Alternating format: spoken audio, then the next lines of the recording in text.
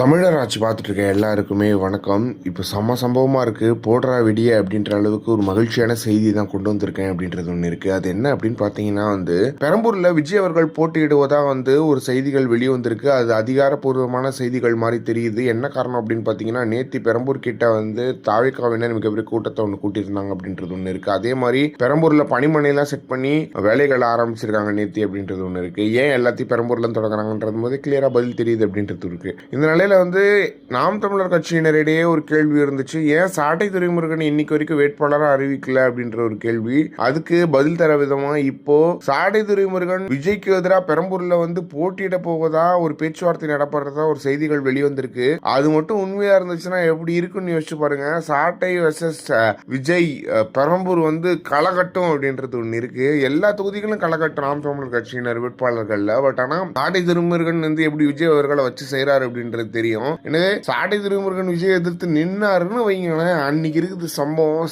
சம்பவமா இருக்கும் அப்படின்றது எந்த ஒரு மாற்றமே கிடையாது. மொத்த மீடியாவும் பெரம்பூர் காரைக்குடியில தான் வசிக்க போறாங்க அப்படின்றது ரொம்ப கிளியரா தெரியுது. எனவே இந்த சம்பவமானது உறுதி ஆயிடுச்சு அப்படின்னா சம்பவமா இருக்க போது பெரம்பூர்ல விஜய் அவர்கள் சாட்டை துரைமுருகன் அப்படின்ற ஒரு நாம் தமிழர் சரியான போட்டியா இருக்கும். நாம் தமிழர் தாவேக்கா அப்படின்ற சரியான போட்டி ஒண்ணு இருக்கும் அப்படின்றது ஒண்ணு இருக்கு. எனவே மொரட்டு சம்பவமா இருக்க போகுது அப்படின்றதுல எந்த ஒரு மாற்றமே கிடையாது. எனவே இந்த மாதிரியான செய்திகளை பற்றி நீங்கள் என்ன நினைக்கிறீங்க அப்படின்றத மறக்காம கமெண்ட் பாக்ஸ்ல சொல்லுங்கள்.